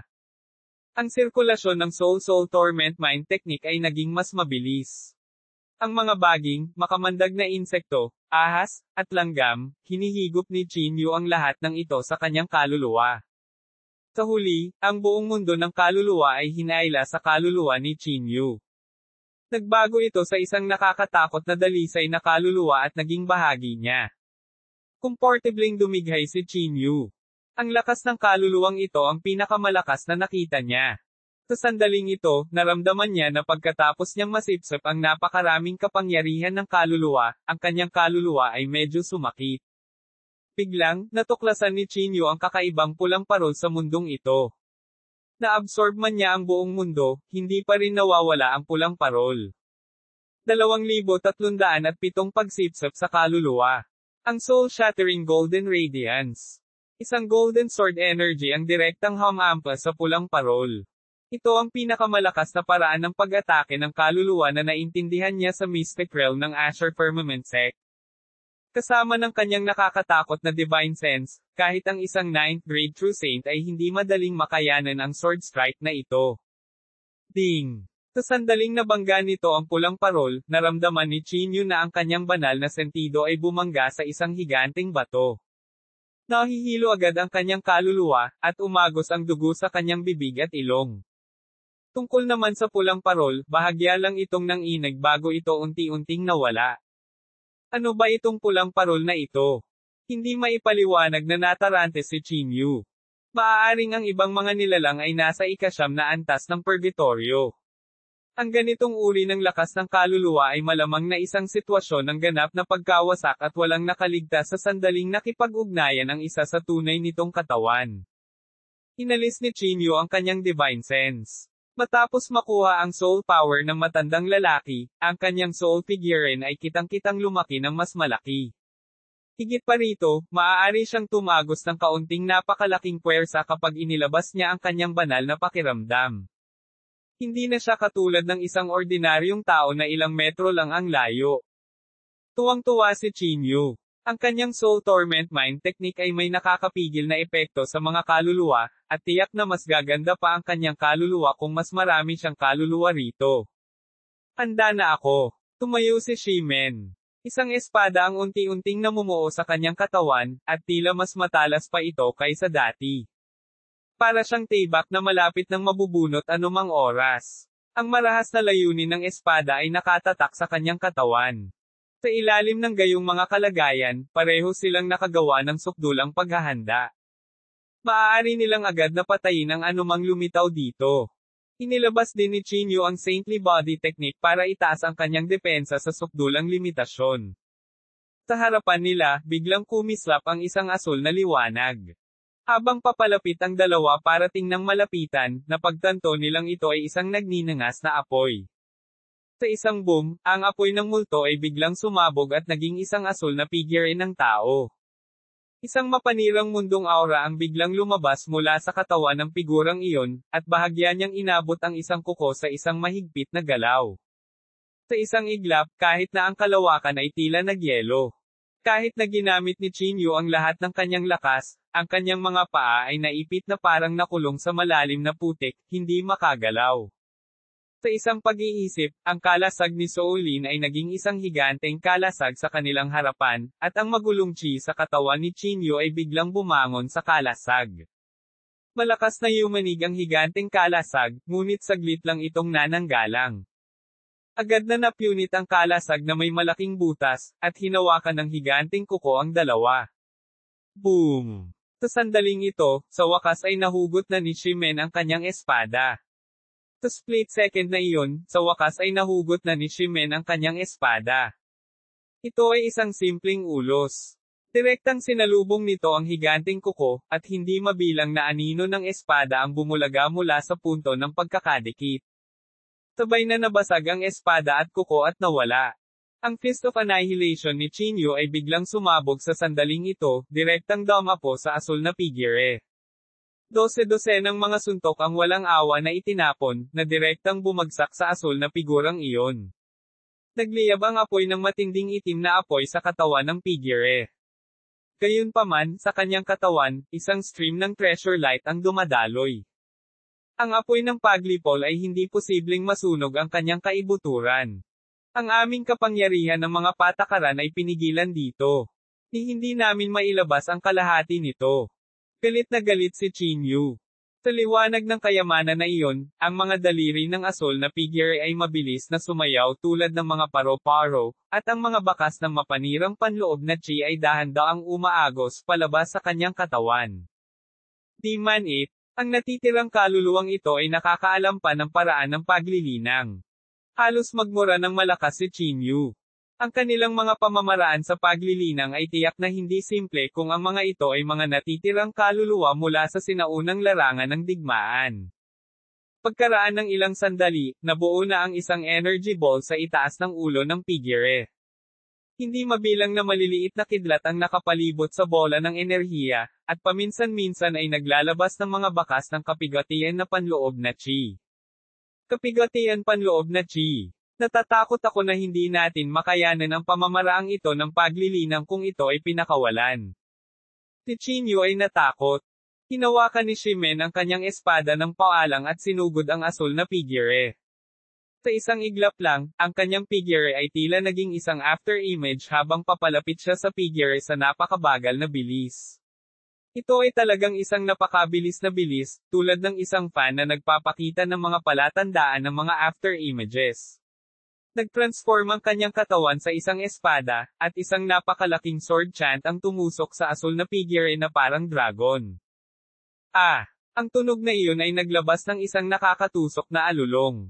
Hinawakan niya ang bola ng enerhiya gamit ang isang kamay at akmang sasampalin ito kay Shimen. Naabutan ni Chinyo ang oras. Agad siyang dumating bago ang natitirang kaluluwang ito. Tinawid niya ang kanyang hintuturo at gitnang daliri, at isang stream ng star power ang pumasok sa kanyang mga kamay. Star Seal. Ang pinahusay na Star Seal ni Chinyo ay sumabog ng husto, at isang nakakatakot na kapangyarihan ng bituin ang sumabog sa kanyang katawan. Tuluyang nabasag ang treasure light sa katawan ng aswang. Hinawakan ni Chinyo ang natitirang kaluluwa gamit ang dalawang kamay. Biglang umikot ang Soul Torment Mind Technique. Dahan-dahan niyang nilalamon ang natitirang kaluluwa sa kanyang banal na kahulugan. Ang tipak ng kaluluwang ito ay mas malakas kaysa sa kaluluwa ng matatandang lalaki noon. Pinugol ni Chinyo ang kalahating araw bago niya dahan-daang pinagsama ang kaluluwang iyon sa kanyang banal na kahulugan. Sa sandaling ito, ang dalawang figurein sa kanyang dagat ng kamalayan ay patuloy na tinutunaw ang napakaraming kapangyarihan ng kaluluwa. Sa sandaling ito, wala siyang pakialam na asikasuhin ang gininto ang banal na kahulugan. Ibibigay niya ito sa sinumang makakain nito. Ang dalawang Divine Sense figurein ay muling lumaki sa wala pang kalahating araw. Kapag natapos niya itong tunawin, ang kanyang banal na pakiramdam ay maaaring tumago sa hanay na halos 10 metro. Nililinang mo ba ang pamamaraan ng paglilinang ng lahi ng halimaw, nilalamon ang kanilang banal na kahulugan para sa iyong paggamit? Curious na tanong ni Shimen. Umiling si Chinyo at tumingin kay Shimen ng may kaunting pag-iingat. Hindi lahat ay maaaring tumanggap ng ganitong paraan ng paglilinang. Ang pamamaraan ng paglilinang na ito ay tiyak na hahatulan bilang kasalanan ng Demon Slaying Peak kung siya ay nasa Holy Region. Mag-ingat sa backlash ng kaluluwa. Mahinang sabi ni Shimen. Ang dalawa ay hindi nang ahas na sumulong sa ngayon. Isa lamang itong tipak ng natitirang kaluluwa sa pinakalabas na suson, ngunit halos maubos nila ang lahat ng kanilang lakas. Hindi rin kumpiyansa si Chinyo kung hindi niya madadala ang kanyang kalagayan sa pinakamabuting kalagayan nito. Sa sandaling ito, ang kaluluwa ni Chinyo ay umabot na sa 9 na baitang. Matapos mapaunlakan ng dalawang natitirang kaluluwa, mas lumawak ang kanyang kaluluwa. Nang makapagpahinga na ang dalawa ay nagsimula na naman silang umabant ng dahan-dahan. Sa halos 2 buwan, sinira nila ang halos 10 nalalabing kaluluwa. Ang pinakamapanganib ay kapag ang isa sa mga multo ay may natitirang kaluluwa na may kamalayan. Halos mapahamak silang dalawa. Sa kabutihang palad, nakaharang ng kalasag ni Soulin ni Chinyo ang karamihan sa mga pag-atake. Gayunpaman, ang dalawa ay malubhang nasugatan at unti-unti lamang na nakarecover matapos magpahinga ng humigit kumulang 10 araw. Nakakatakot. Halos mawalan kami ng buhay sa wala pang 200 metro. Gaya ng inaasahan sa 9 na antas ng Purgatorio. Sabi ni Chinyo na may matagal na takot. Ang lakas ng espada ni Shimen ay lubhang mapanira. Ang pag-atake ng espada ay kadalasang maaaring makapinsala sa mga gumagala na kaluluwang ito. At pagkatapos ay aanihin sila ni Chinyo. Sa pagtutulungan lamang ng dalawa kaya nilang mapatay ang napakaraming kaluluwang gumagala. Matapos lumunin ng 10 o higit pang mga kaluluwa, bawat isa ay halos katumbas ng isang 9 na baitang True Saint, naramdaman ni Chinyo na ang kapangyarihan ng kanyang kaluluwa ay umabot na sa limitasyon nito. Tulad ng kung paano kumain ang mga tao hanggang sa sila ay mabusog, magkakaroon ng kapasidad. Ang pakiramdam na ito ay parang may kayamanan sa harapan niya, ngunit hindi niya ito magagamit. Ang Soul Demon Torment Mind Technique ay dating pangunahing pamamaraan ng paglilinang ng nakamaskara na babae. 2,308 sikat na paglilinang. Maaaring lumunin nito ang kaluluwa upang palitan ang kapangyarihan ng kaluluwa at maaari pang ayusin ang kaluluwa. Dati, sa Holy Region, ginamit ni Chinyo ang Netherworld Mind Technique na ibinigay sa kanya ni Sister Ning para ayusin ang kanyang nasirang kaluluwa. Gayunpaman, ito ay magbubunga ng isa pang kamalayan, na maaaring nakamamatay para sa mga ordinaryong tao. Dati, tila nakipag-ugnayan sina Chang Ye at Sito Haoyo sa pamamaraan ng paglilinang ng babaeng nakamaskara. Pagharap nila sa babaeng nakamaskara, kontrolado na nila. Umasa si Chinyu sa pagsugpo sa kamalayan ng itim na Chinyu at sa kapangyarihan ng kaluluwang iniwan ng kanyang ama upang lutisin ang problemang ito, at ang kanyang banal na pakiramdam ay umabot na ngayon sa rurok ng ikasyam na baitang, halos maihahambing o kahit na pinipigilan ang Sito Hauyo. Sa sandaling makapasok ako sa ikalimang baitang, ang aking kaluluwa ay sasanib sa landas ng langit, at maaari kong higit pang palawakin ang kapasidad ng aking kaluluwa. Mayroon bang anumang mga paraan upang patuloy na makuha ang kapangyarihan ng kaluluwa ngayon? Naka-cross-legged si Chinyu sa lupa, at ang kanyang pag-iisip ay kasing bilis at talas ng kidlat. Bigla siyang nagkaroon ng ideya at gustong subukan ito. Agad siyang nagpakita sa likod ng isang gumagala na kaluluwa, at ang star technique ay agad na bumagsak sa depensa nito. Pagkatapos noon, umikot ang Soul Torment Mind Technique, at isang nakakatakot na kapangyarihan ng Divine Sense ang umakyat sa Divine Sense nito. Nagsimulang sumakit ang kanyang dagat ng kamalayan, hindi niya magawang isawsaw ang sarili sa kapangyarihan ng kaluluwa. Mas mabilis na umikot ang kanyang Soul Torment Mind Technique, at Dumobol ang nakakatakot na puwersa ng pagsipsip sa kanyang katawan. Ang kapangyarihan ng banal na kahulugan ay pilit na, kinaladkad, sa kanyang dagat ng kamalayan ng paunti-unti. Isang matinding sakit ang nagmula sa kanyang kaluluwa, at naramdaman niya na ang kanyang banal na pakiramdam ay naging isang larangan ng digmaan, at hindi mabilang na mga kapangyarihan ng banal na pakiramdam ang nagsalubong. Nagpakawala si Chinyu ng dagindong, at ang Soul Torment Mind Technique ay mas mabilis na umikot. Higit pang kapangyarihan ng Divine Sense ang kinaladkad sa kanyang dagat ng kamalayan. Nagdilim ang kanyang kaluluwa, at halos himatayan siya sa matinding sakit. Kinagat ni Chinyu ang kanyang mga ngipin at kumapit sa kanyang kamalayan. Mawawala ng saysay ang lahat ng dati niyang pagsisikap kung himatayan siya ngayon. Ang sakit sa kanyang kaluluwa ay 100 beses na mas matindi kaysa sa kanyang pisikal na katawan, at ang bawat bakas ng kanyang kaluluwang kapangyarihan na kinaladkad sa kanyang katawan ay walang pinagkaiba sa pagtitiis ng isang ikot ng matinding pagpapahirap, run o B. Matapos ang pilit na pagsipsip sa tipak ng natitirang kaluluwa, si Chinyu ay naiinip na nagsimulang magpalipat-lipat ng kanyang kapangyarihan ng banal na kahulugan. Sa pagkakataong ito, halos 20 metro ang layo ng kanyang Divine Sense. Bukod dito, ang dalawang Divine Sense figurine sa kanyang dagat ng kamalayan ay tila lumiit ng kaunti na parang nakompress sa sukdulan. Effective talaga. Si Chinyu ay labis na nasisiyahan sa kaibuturan, at ang kanyang mga mata ay lumingon upang tingnan ang isa pang natitirang kaluluwa. Gayunpaman, nang maisip niya ang sakit na nakakadurog kanina, hindi niya maiwasang kiligin. Di man it, na-miss ko na ang Golden Great Dawn ng True Saint, at paano ko lalabanan si Shishio kung hindi ko ibibigay ang lahat ngayon. Kinagat ni Chinyu ang kanyang mga ngipin at ginamit ang spiritualization technique. Hinawakan ng higanting kamay ng banal na sentido ang tipak ng natitirang kaluluwa, at muling nag-activate ang Soul Torrent Mind Technique. Ang matinding sakit ay muling tumama sa kanyang ulo, at ang pinaka-nakakatakot ay iyon. Habang ang kapangyarihan ng kaluluwa ay patuloy na pumipiga, ang sakit ay tumaas ng husto. Matapos masipsip ang gumagala na kaluluwa, si Chinyu ay basang-basa sa malamig na pawis na may kasing laki ng butil ng pawis na tumutulo na parang ulan. Ang kanyang katawan ay walang tigil na nanginginig, at ang kanyang mukha ay napakaputla. Ang pamamaraang ito ay hindi gaanong matindi kaysa sa anumang pagpapahirap. Gawin mo ang iyong makakaya. Ipagpatuloy mo ito. Bihira magsalita si Shimen. Matapos gumaling ng kalahating araw, nagpatuloy muli si Chinyu sa paggalaw. Hanggat ang bilis ng Soul Torment Mind Technique ay hindi umabot sa limitasyon nito, maaari pa rin niyang i-compress ang soul power na ito. Gayunpaman, ang sakit na kailangang harapin ng kanyang banal na pakiramdam ay patuloy na tumataas ng walang humpay. Huwag mong pinuhin ang kapangyarihan ng kaluluwa at ipasok muli. Baliw ka ba? Mamamatay ka kapag sumabog ang kaluluwa mo. Nabaluktot ang itim na ekspresyon ng itim na Chinyu na iyon, at agad itong nanginig nang makitang muling kumilos si Chinyu. Tumahimik ka.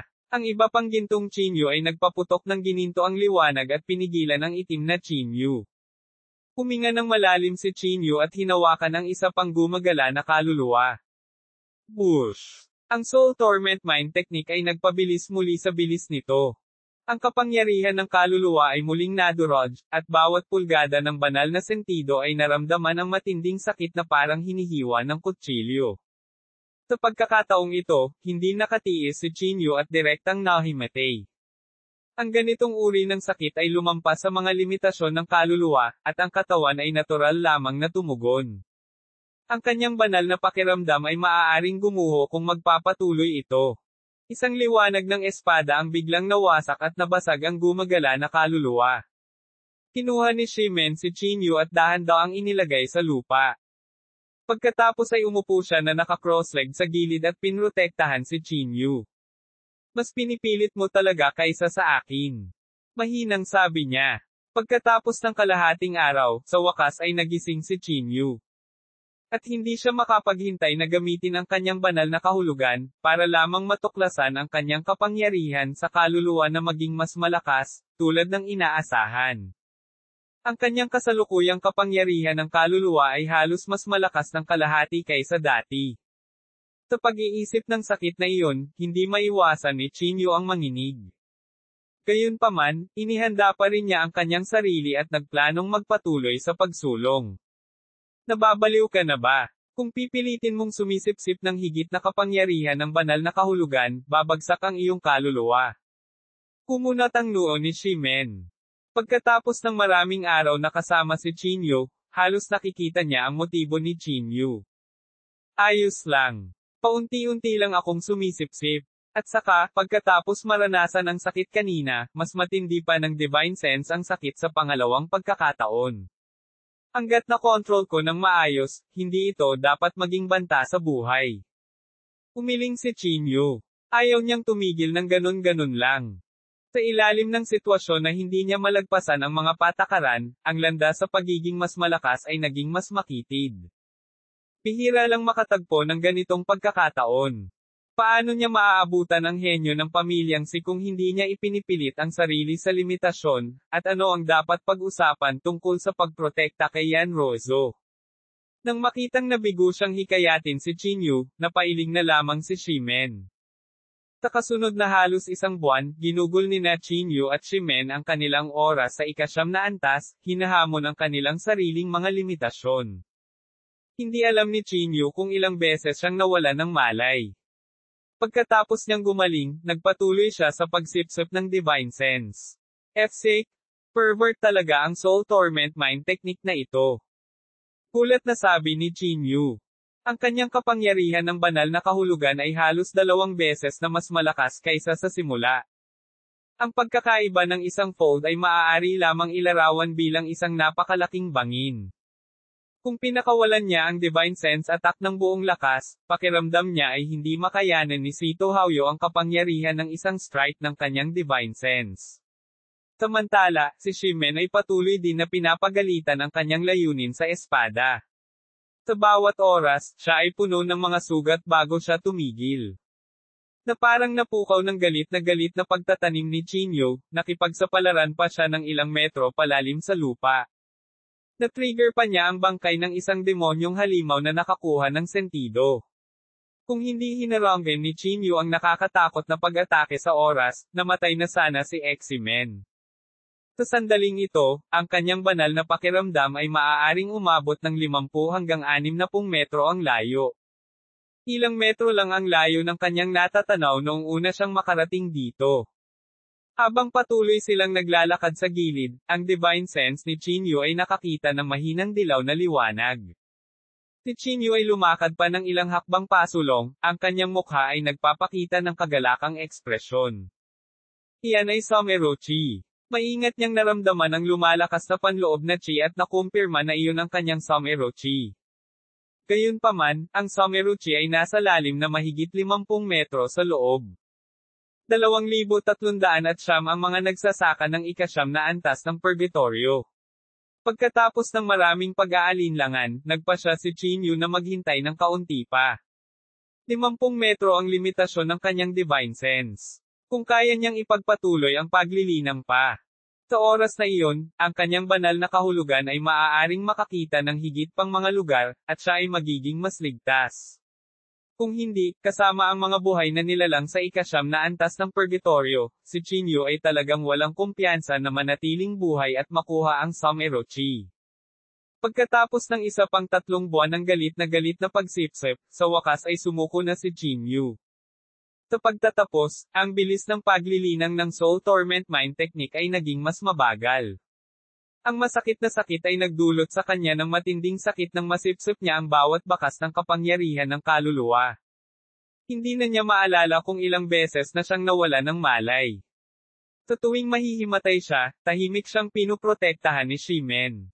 Para naman kay Zeman, mag-isa siyang pupunta para harapin ang mga gumagala na kaluluwang ito. Sa bawat oras, siya ay puno ng mga pinsala at patuloy na maglilinang. Nasa pinakalabas na gilid ang dalawa at hindi nang ahas na tumawid sa linya. Ano ba talaga ang nasa ika-9 na antas? Tumingin si Chinyu sa purgatorio na natatakpan ng makapal na ulap at hindi nang ahas na isipin. Sa sandaling ito, ang kanyang divine sense ay nakakakita na ng mga 70 metro ang layo. Naglakad siya sa paligid ng Sumerochi nang may kalayuan at kinumpirma na walang ibang buhay na nilalang ang nasa hanay na ito. Chinyu? Kahit na ang Sumerochi ay mahalaga, ang iyong buhay ay medyo mas mahalaga. Mahinang sabi ng matandang buhay. Hoy, Chinyu, huwag mong sabihing gusto mo talagang pumunta. May ilan din ako sa aking special ring. Ibibigay ko sa iyo. Medyo nabigla ang ekspresyon ng lalaking may bigot. Elder Guai, ito na ang pagkakataon ko. Kailangan kong umalis. Namiss ko na ang Golden Great daw. Kung hindi ko itataya ang aking buhay, natatakot akong hindi na ako makakabalik sa banal na rehiyon sa buong buhay ko. Ipapadala ko muna kayong lahat sa ika-8 antas. Umiling si Chinyu. Bukod dito, mayroon siyang ideya para sa Sumerochi at kailangan niyang subukan ito. Mas magkakaroon siya ng mas magandang pagkakataon laban kay Shishio sa hinaharap kung magtagumpay siya. Hahaha, ikaw ay talagang isang magiting na binata, tulad ng ama tulad ng anak. Dahil mayroon kang ganoong espiritu, sasamahan kita sa iyong paglalakbay. Pakidagdag ang aking cosmic clock. Tumawa ng malakas si Elder Guai. Kuya, hindi rin kami lalabas, sa inyo kami titira. Si Xiaoro at Little Fatty ay ayaw ding lumabas. Elder Guai, umalis ka muna. Wala talaga akong tiwala sa lugar na ito dito. Sa pagkakataong ito, si Chinyu na ang mag-alinlangan. Chinyu, umalis ka na kaagad. Ang determinasyon namin ay hindi mas mababa kaysa sa iyo. Nakangiting sabi ni Elder Guai, nang walang kaunting pag-aalala. Shimen, papasok ako para kunin ang Sumerochi. Umalis ka na lang kung may mangyari. Mahinang sabi ni Chinyu. Bagamat hindi gaanong nagsasalita si Shimen, hindi niya alam kung bakit siya ay lubos na komportable sa taong ito. Hindi mabilang na beses siyang nahimatay sa harapan niya nitong mga nakaraang araw. An-es. Tila masisiguro niya ang kanyang kaligtasan kapag nasa tabi niya ito. Ito ay pareho para kay Shimen. Ang dalawang taong ito ay nag-usap ng wala pang 10 pangungusap sa kabuuan ngunit nagtitiwala sa isa't isa tulad ng mga matandang kaibigan. Taglit na nag-alinlangan si Chinyu. Pumulot siya ng Spirit Storage Pearl at ibinigay kay Shimen. Tulungan mo akong ipasa ito kay Yan Ruozo ng Holy Region at humingi ng tawad sa kanya para sa akin kung sa kasamaang palad ay mamatay ako.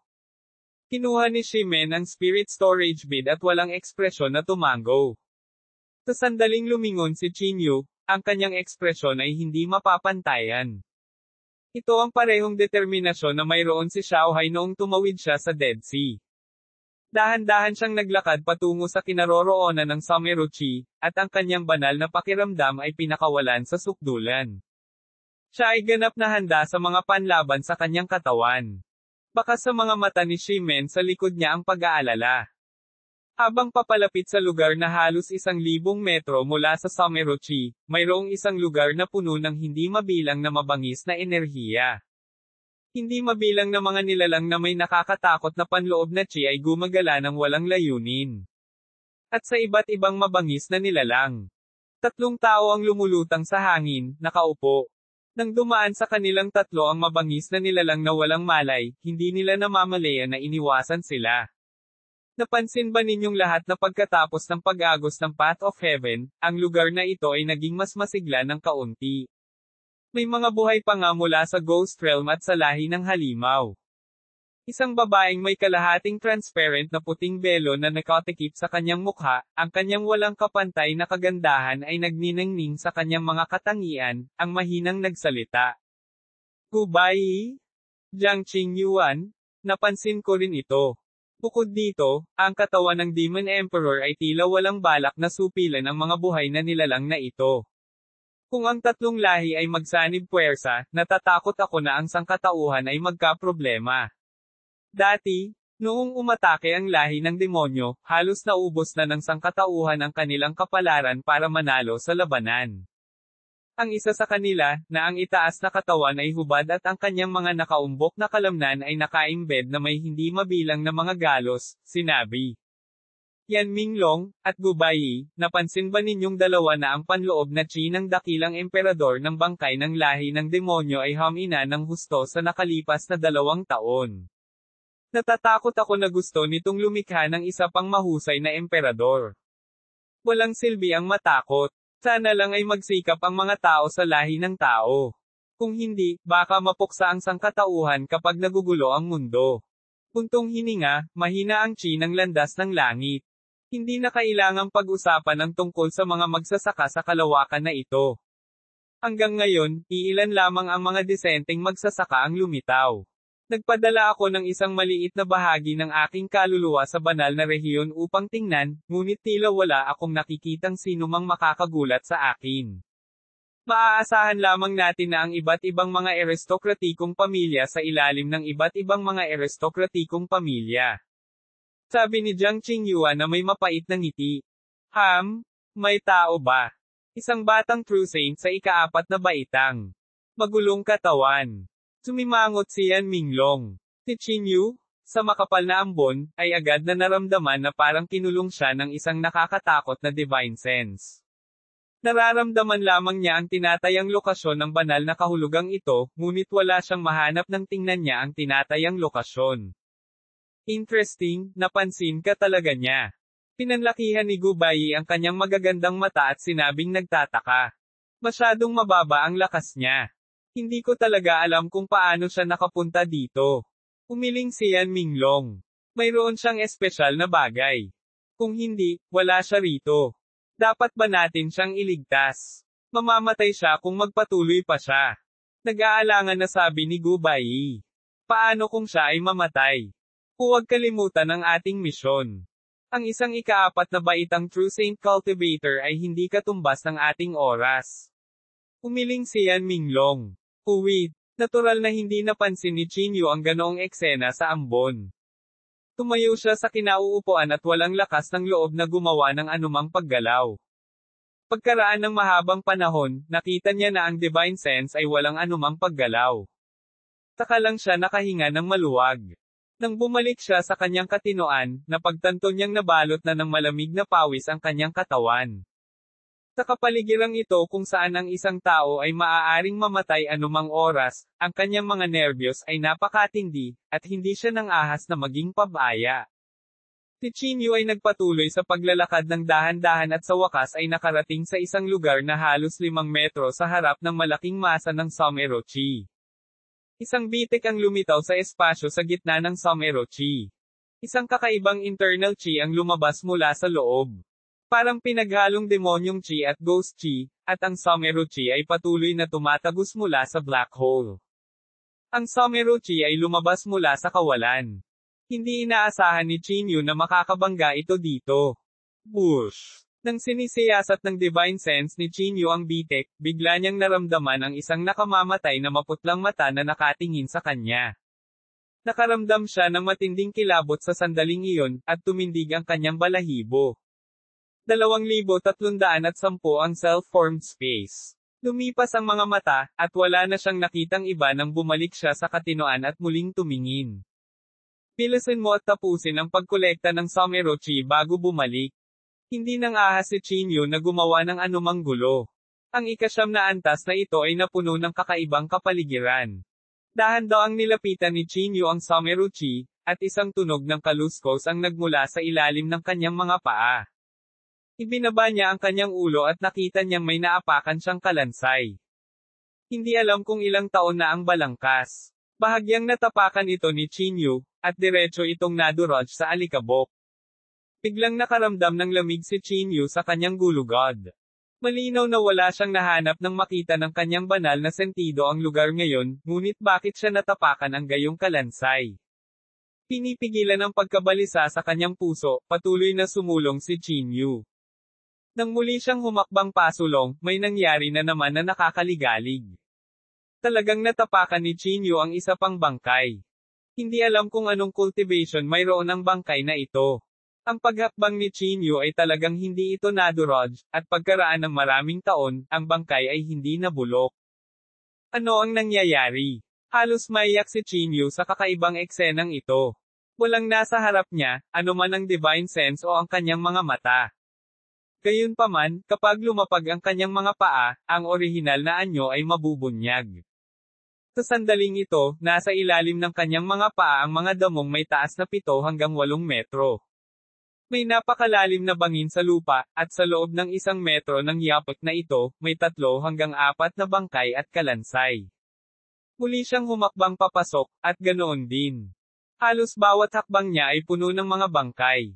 Si Chinyu ay natakot sa kanyang talino. Malamang na ang mga taong ito ay namatay dahil sa Someruchi na ito. Sa madaling salita, tiyak na magkakaroon ng nakakatakot na pag-iral dito.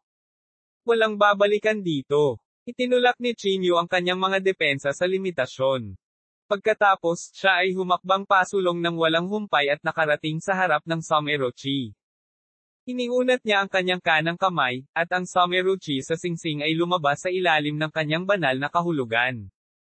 Ito ay galit na sumanib sa Someruchi sa hangin, at pagkatapos ay ang Someruchi na lumawak ng hindi mabilang na beses ay pumasok sa Somero ring.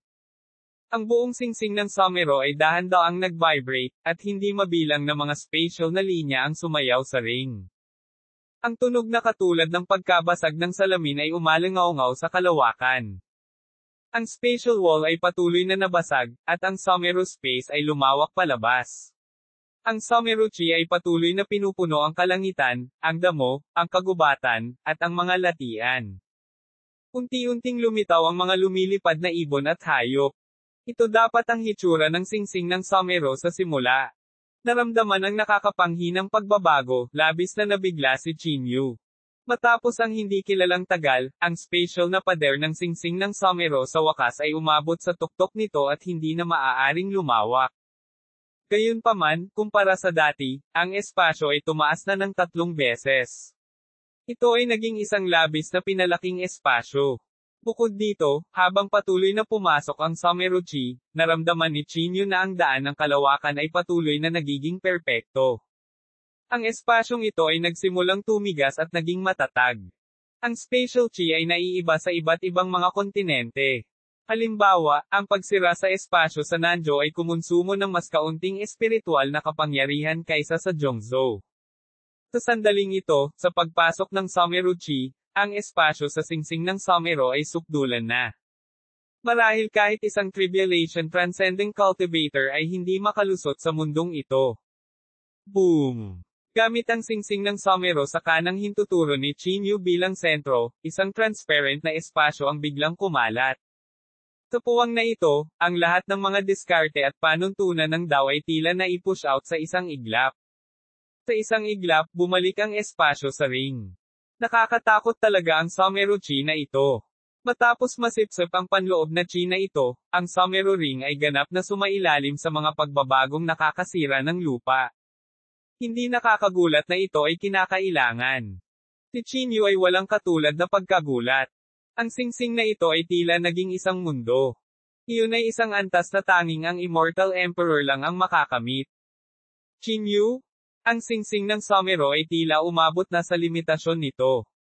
Pinaalalahanan ni Elder Guai si Chinyu. Sige. Sa sandaling ito, 2/3 ng Someruchi ay nasisipsip, at si Chinyu ay hindi rin nang ahas na maging sakam. Pinawi niya ang kanang kamay at dahan-daang umalis. Talagang napakarami niyang nakolektang Someruchi. Ang batang ito ay dapat magkaroon ng special supreme treasure sa kanya. Gusto ko ito. Sa sandaling naramdaman ni Gubai ang special chi, tumayo siya, medyo nawalan ng pag-asa. Kung hindi ako nagkakamali, ang special artifact na iyon ay naging mundo na. Hindi ko inaasahan na ang batang ito ay may ganoong kayamanan. Gusto ko ito. Mukhang interesado rin si Yan Minglong. Sabi ko, kayong dalawa. Ngayon lang niya nakuha ang pagkakataon niya, at ipinamahagi mo na rito ang kanyang mahiwagang artifact. Kahit anong mangyari, tao pa rin siyang cultivator. Angkop ba ito? Gumiti si Jiang Qingyuan at umiling. Hehe, ang ganitong uri ng mahiwagang artifact ay tiyak na gaganap ng isang mas malaking papel sa mga kamay ng labas ng mundo. Hindi tayo naririto para sa mga personal na dahilan. Kung hindi, bakit tayo narito sa loob ng 10,000 taon? Medyo malungkot na sabi ni Yan Minglong. Buntong hininga. Bahagyang bumantong hininga si Jiang Qingyuan. Maaari natin itong kunin pagkatapos niyang mamatay, at hindi na ito maituturing na pagnanakaw. Ang ilang mga buhay na nilalang sa paligid niya ay naghanda ng umatake, tinitigil ni Gubai si Qinyo at sinabi. Sa sandaling lumingon si Qinyo, isang bangkay ng tao sa lupa ang biglang tumayo. Ilang sandali ang nakalipas, siya ay isang walang buhay na bangkay, ngunit sa susunod na sandali, siya ay naging isang mahusay na magsasaka na mababa ang tingin sa mundo. Isang layer ng kakaibang puting liwanag ang dome alloy sa ibabaw ng kanyang katawan, at ang marahas na panloob na chi sa kanyang katawan ay direktang itinulak si Qinyo ng 12-dosenang metro ang layo. Star Seal. Pinag-cruise ni Qinyo ang dalawang daliri sa kanyang mga kamay at ginamit ang kanyang divine sense para i-activate ang kapangyarihan ng mga bituin sa kalangitan. Sa susunod na sandali, ang higanting bituin ay itinulak patungo sa bangkay. Boom! Tinamaan ng Star Seal ang cultivator ngunit itinulak lang siya pabalik sa isang tiyak na distansya. May ilang mga bitek ang lumitaw sa kanyang katawan, ngunit habang umiikot ang suson ng liwanag, mabilis na naayos ang kanyang katawan. Hinawakan niya ang bituin, at isang maliwanag na daloy ng espiritual na enerhiya ang sumabog sa bituin mula sa bangkay. Ang bituin ay talagang naging hindi mabilang na mga durog na bato. Sa isang magaan na pagkakahawak, sinira nito ang Star Seal ni Qinyo. Pagkatapos noon, tumapak ang bangkay sa lupa at itinaas ang palad. Biglang kumidlat, at kumulog sa langit. Ang Great Dao Chi na itinayo ng hindi mabilang na siksik na puting ilaw ay tila ipinatawag. Bigla itong naglaho sa kanyang palad, at sa isang iglap ay nagbuga ng tila bahaghari na liwanag ang palad ng bangkay. Bakas ng kapigatian chi ibinubuga mula dito. Isang nakakatakot na panloob na chi ang nakalok kay Qinyo. Halos malagutan siya ng hininga. F6. Magagamit pa ng bangkay na ito ang dakilang daw ng langit at lupa. Si Qinyo ay natakot sa kanyang talino. Ang lakas ng mga gumagala na kaluluwang nakasalubong niya kanina ay ganap na walang kapantay sa bangkay na ito. Ang bangkay na ito ay nananatili pa rin ang fighting instincts ng kanyang nakaraang buhay, at siya ay isang tribulation transcending stage cultivator. Palibhas ay ikinulong ng tribulation chi na iyon, hindi makagalaw si Qinyo. Sa isang iglap, ginamit niya ang kalasag ni Soolin para harangin ang kanyang harapan.